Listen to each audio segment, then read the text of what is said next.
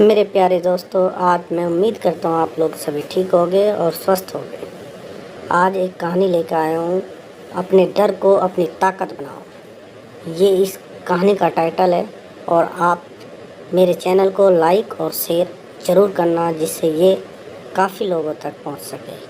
आज इस भागदौड़ भरी ज़िंदगी में जो हम लोग प्राप्त कर रहे हैं वो केवल दुख और केवल दुख, और भागदौड़ भरी ज़िंदगी में हमारा लक्ष्य केवल धन संग्रह करना होता है, जो हमारे साथ नहीं जाता। आप लोग इतने परेशान रहते हैं कि धन जितना ज़्यादा कमा ले, कितना कमा ले, लेकिन वो हमारे साथ नहीं जाता। प्रकृति से हमें बहुत चीज़ें मिली है जिनको हम करोड़ों में, अरबों में नहीं खरीद सकते। सूर्य का प्रकाश, वातावरण, हवा जो हमारे जीवन को चलाती है, लेकिन फिर भी हम इस भागदौड़ भरी ज़िंदगी में इस शरीर की जटिल संरचना को नहीं समझना चाहते, और हमारा अंत निश्चित है, ये निश्चित है, लेकिन फिर भी हम लोग भागदौड़ भरी ज़िंदगी में परेशान रहते हैं। आज आप लोगों के लिए इस परेशानी को दूर करने के लिए गौतम बुद्ध के पास एक दुखी इंसान जाता है, उससे पूछता है कि क्या मेरी कोई परेशानी का उपाय आप बता सकते हैं। और चलते हैं इस कहानी के सुन। एक दुखी और परेशान व्यक्ति एक बौद्ध भिक्षु के पास जाता है और उनसे कहता है, मुनिवर, मैं बहुत दुखी हूँ, कृपया मुझे मेरे दुखों को दूर करने का कोई तरीका बताएं। बौद्ध भिक्षु ने व्यक्ति से पूछा, तुम्हें क्या लगता है, तुम्हारे दुखों और परेशानियों के लिए कौन जिम्मेदार है? व्यक्ति ने कहा, ये दुनिया, ये समाज, ये लोग, मेरा परिवार और मेरी परिस्थितियाँ। व्यक्ति से यह उत्तर सुन बौद्ध भिक्षु मुस्कुराए और बोले, जब तुम उदास होते हो या खुश होते हो तो तुम्हें क्या लगता है कि क्या यह दुनिया तुम्हारी उदासी और खुशी के लिए जिम्मेदार है? अगर तुम ऐसा सोचते हो तो ये बिल्कुल गलत सोच रहे हो। असल में ये तुम्हारे ऊपर निर्भर करता है कि तुम दुनिया को किस नज़र से देखते हो। दुनिया ने हमें गरीबी या दुख या खुशियाँ नहीं दी हैं, बल्कि इस दुनिया से जो जानकारी हम लेते हैं उसी से हमारी मानसिक अवस्था निर्धारित होती है कि हम कैसा महसूस करेंगे।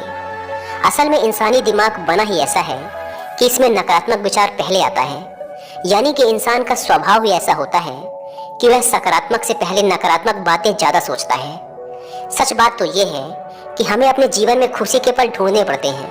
हमें खुद को ऐसा तैयार करना पड़ेगा कि हम हर पल, हर स्थिति में खुश रह सकें, क्योंकि खुशी किसी मौके की मोहताज नहीं है। यह तुम पर निर्भर करता है कि तुम खुश रहना चाहते हो या दुखी। गौतम बुद्ध की एक बहुत ही प्रसिद्ध कहावत है, आप जो देखते हैं वह दिखाता है कि आप कौन हैं। यानी कि हमारा नज़रिया हमारे व्यक्तित्व और हमारी सोच पर निर्भर करता है।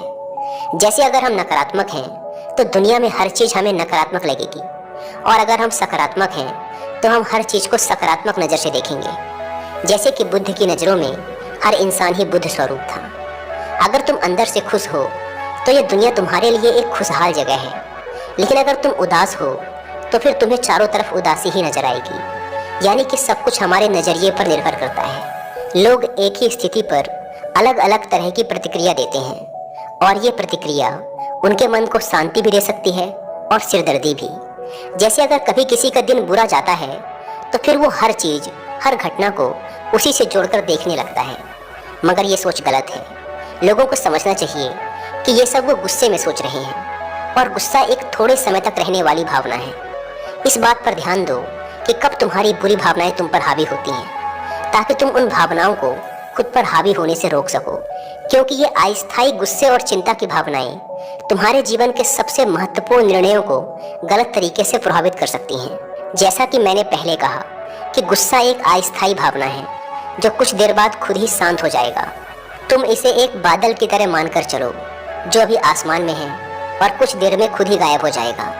अगर नहीं होता तो शांति से इंतजार करो।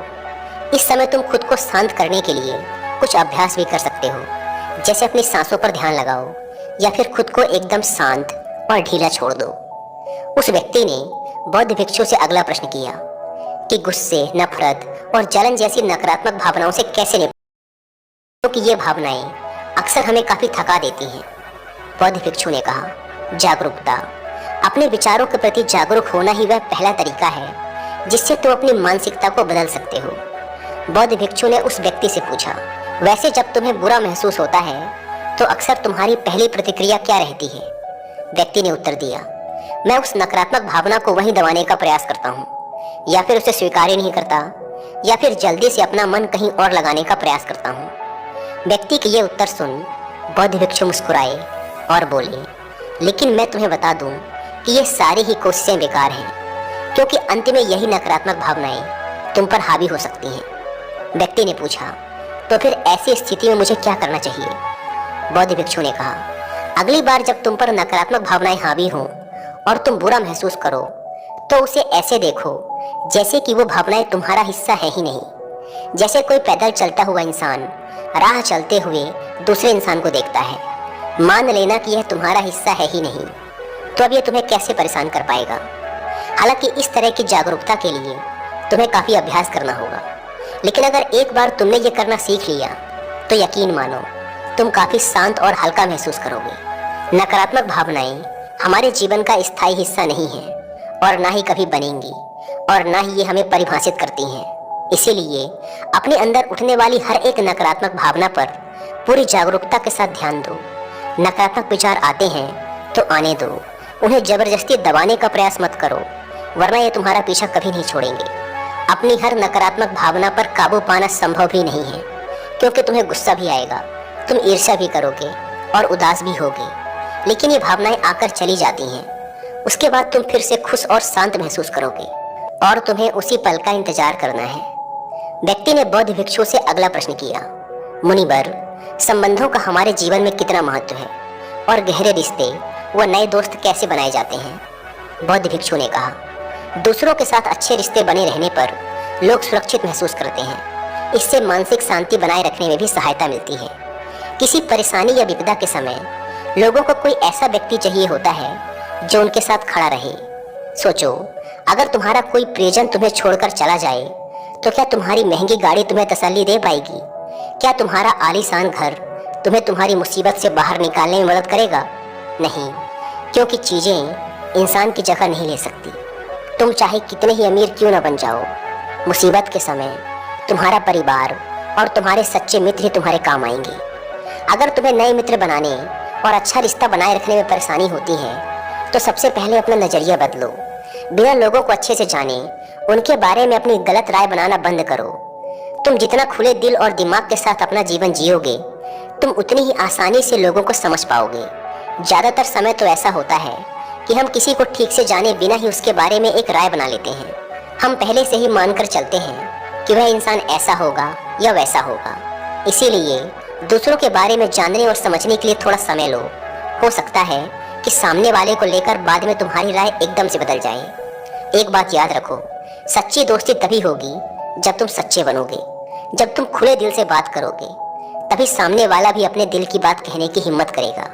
याद रखो, ठंडे स्वभाव वाले व्यक्ति से हर कोई किनारा करने की कोशिश करता है। ये तो हो गई नए दोस्त बनाने की बात, लेकिन अगर तुम्हारे पहले से ही दोस्त हैं, रिश्ते हैं और उनके साथ तुम्हारे रिश्ते टूटने के कगार पर हैं, तब तुम्हें क्या करना चाहिए? एक बात हमेशा याद रखो, एक अच्छा रिश्ता बनाए रखना ऐसा ही है जैसा ठंड रातों में आग के पास बैठना। जैसे अगर तुम आग से बहुत दूर बैठोगे तो तुम्हें उसकी गर्माहट का एहसास नहीं होगा, और अगर तुम बहुत पास बैठ गए तो फिर तुम्हें ज़्यादा गर्मी लगेगी। ठीक ऐसा ही जब किसी रिश्ते में करीबियाँ ज़्यादा बढ़ जाती हैं तो अक्सर बोरियत होने लगती है। इसीलिए तुम्हें अपने रिश्तों में संतुलन बनाकर चलना होगा। बेशक अपने रिश्तों में मजबूती लाओ, लेकिन इतनी करीबी भी मत रखो कि सामने वाले को घुटन महसूस होने लगे। रिश्तों में भी थोड़ी दूरियां होनी चाहिए, जिससे तुम्हारे दोस्तों और करीबी लोगों के साथ एक मजबूत रिश्ता हमेशा के लिए बना रहे।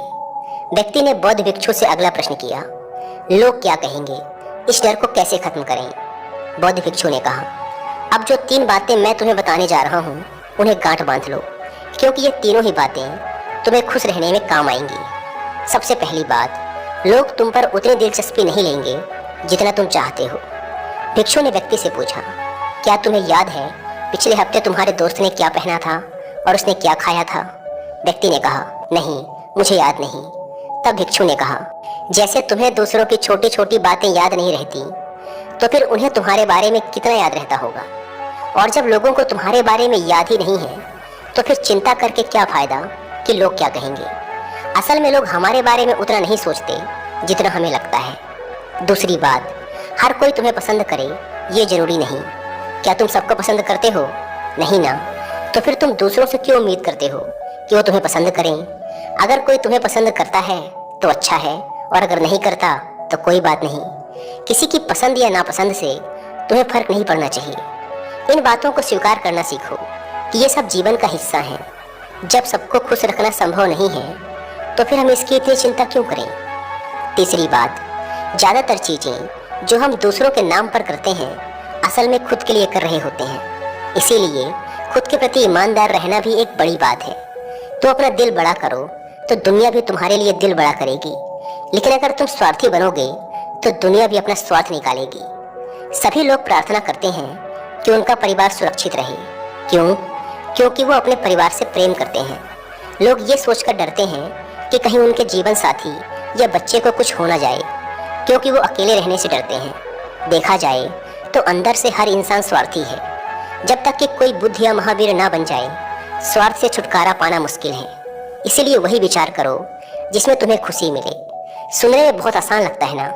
जीवन बदलने वाली चीज़ें आसान ही होती हैं, बस हम उन्हें मुश्किल बना लेते हैं। इसीलिए क्या होगा ये सोचकर चिंता करने की बजाय उस पर ध्यान दो जो तुम अभी वर्तमान में कर सकते हो। बौद्ध भिक्षु ने आगे कहा, बौद्ध धर्म और हिंदू धर्म में लोग एक सिद्धांत को मानते हैं जिसे कहा जाता है कर्म का सिद्धांत। यह सिद्धांत कहता है कि जैसा करोगे वैसा भरोगे, यानी इंसान को उसके कर्मों का फल मिलता ही है।